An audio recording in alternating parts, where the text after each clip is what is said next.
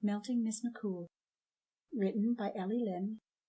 Narrated by Ellie Lynn. Chapter 1. "Excuse me, nurse. Curtain 3 needs a bedpan." Kerry-Lee McKenzie glanced up irritably from the notes she was frantically scribbling. Her eyes flickered down the doctor's immaculate surgical scrubs. "Something the matter with your hands? In case you haven't noticed, we're rather swamped tonight." He shrugged and turned away.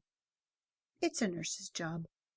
She tossed the chart on the desk where it landed with an audible thud and slid off her chair. "And your job is?" "My job is to provide for the medical needs of my patient." He continued up the center of the bustling emergency department. "A bedpan isn't a medical need, and Curtain 3's not my patient." He looked briefly over his shoulder as his lips parted in a dazzling display of straight white teeth, then disappeared behind a heavily laden supply cart. Kerry-Lee's brows drew together in an angry frown. Talk about nerve! She knew most doctors hated doing anything slightly nursing-related, but geez Louise! One more glare for good measure in the direction of the doctor, and she hurried to find the required green plastic pan. The grateful sigh from Curtain 3 was almost enough to help Carrie forget Dr. Studley. Almost. She looked down at her own scrubs, rumpled and stained with God knew what, from 6 hours into her 12-hour shift. Actually, she knew full well what had stained her uniform. The black smudge on her breast pocket was the charcoal from a drug overdose at shift change.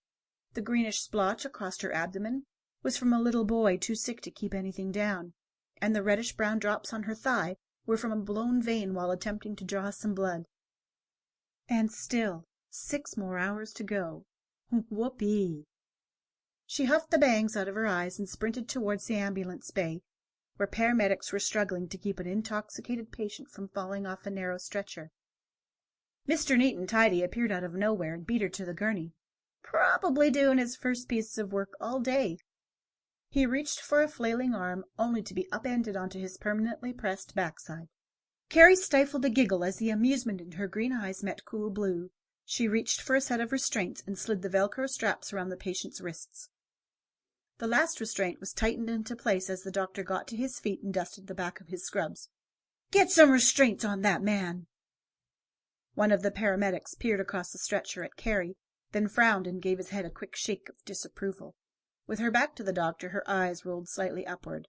Typical smart-ass doctor, always ordering the obvious after the fact. "I do believe we just did that, doctor." Heavy sarcasm hung in her icy tone. "Well, I should hope so." There was an edge to his voice. "You shouldn't need to be told how to do your job, should you, nurse?" "Doctors who don't know their role don't belong in the ER," she returned. He took a deep breath and grinned, no trace of his former animosity remaining. "I'm sorry. I guess this whole thing upended my nerves as well as my backside." He extended a hand. "I'm Dr. Webster. Wade Webster. I'm on loan for a few days from St. Anthony's." Carrie paused, looked at his hand, and then tentatively shook it.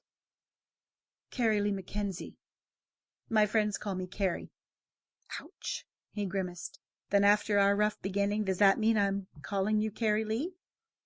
She turned her head to give instructions to the waiting paramedics. "Curtain 16 is free. I'll be there in a minute." She returned her attention to the doctor. "As I mentioned earlier, Dr. Webster, we're swamped tonight, so pitch in where you can. We work as a team here. And as for what you can call me," it was her turn to walk away with a grin, "jury's still out on that one." Carrie did a quick round to check on her patients before returning to the nursing station for more paperwork. Quick was actually about 20 minutes by the time she got the pain meds Curtain 4 needed, hung a new IV bag, fetched and emptied another bedpan, reinforced a blood-tinged dressing, and stopped to reassure the frightened old lady behind Curtain 3. "I can't get over how quiet Mrs. Kellum is. What did you give her?" "Nothing. Just a little TLC." Carrie smiled at her nursing colleague. "I pop by about every 15 or 20 minutes to remind her that she's not alone, and see if there's anything that she needs." Susan shook her head and reached for a metal-covered clipboard. "I don't know how you do it. I don't have the time to cater to every little whim a patient has." "I'm not catering to her every whim. But to tell you the truth, if I was a little old lady, all Sample complete. Ready to continue?